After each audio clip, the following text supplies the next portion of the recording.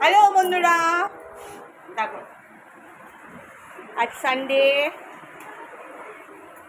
সানডের দিনে আমি আজকে ফ্রি রান্নার দিন দিয়ে আমাদের একটা জিনিস দেখাই। দেখো আজকে রান্না করছে, দেখো কি রান্না করছে।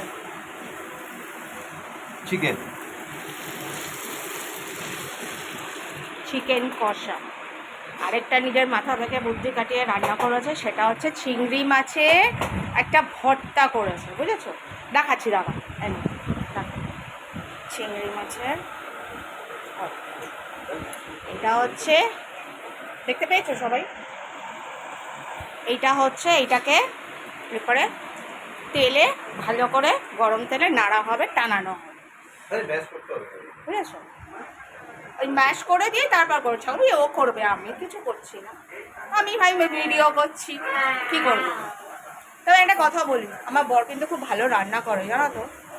হ্যাঁ, হ্যাপি রান্না করে, চেটে পুটে খাওয়ার জন্য। এইটা দেখে, আমার বরের রান্না দেখে যদি কারোর লোভ লাগে, পরিচিতদের একটা কথা বলছি, শোনো ভালো করে।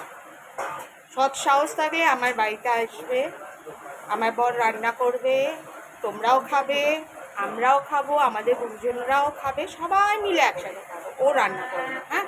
কিন্তু কারোর ঘরের মধ্যে ডেকে নিয়ে লুকিয়ে লুকিয়ে রান্না করলে কিন্তু গালের মধ্যে ঠাস ঠাস, বলে দিলাম। আমি কিন্তু খুব দরজাল, ভীষণ দরজাল, তাছাড়া ঘেমে আছে, আরে প্রচুর ঘামছে। কী করবে, বরজস্ত করে না, না ওর জন্যই। আর এই করবে তো তারপর ক্লান্ত হয়ে পড়বে, পারে না, আসল কথা ওই হয়েছে ব্যাপার। বললো আজকে কোন দিকে সূর্য উঠলো জানি না, বুঝলে? বারবার বলছে কিন্তু আজকে দেখে অনেক লোভ লাগবে সবার। যদি লোভ লাগে আমার বাড়িতেই আসবে, আমার বর রান্না করবে, তোমরাও খাবে, আমিও খাবো। এই একা একা কিন্তু আমার বরকে ঘরের মধ্যে ঢুকিয়ে নিয়ে রান্না করো না, জানতে পারলে কিন্তু একদম কানটার গোড়ার মধ্যে দেবো কিন্তু, বুঝেছো? আমার বরের রান্না কিন্তু খুব ভালো, দেখেছো তো কেমন যত্ন করে আমাকে রেখেছে। এই দেখো, নিজেও যত্নে থাকে, এই দেখো, দেখতে পাচ্ছ স্ট্রাকচার? দেখো কি সুন্দর টিভি দেখবে, দেখো টিভি দেখছে, এই দেখো খুন্তি নাড়াচ্ছে, দেখছো? দেখো ও অলরাউন্ডার।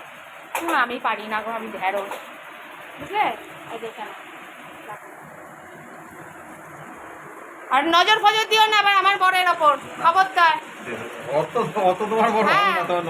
অত নজর টজর দিও না বাবু, এইটুকু তো নিয়ে থাকি, তার মধ্যে নজর দিও না, বুঝলে? হ্যাঁ, ভালো থেকো, গরমে আমরাও ভালো থাকি, বুঝেছো? আজ যাই, টাটা। এই যে বলো।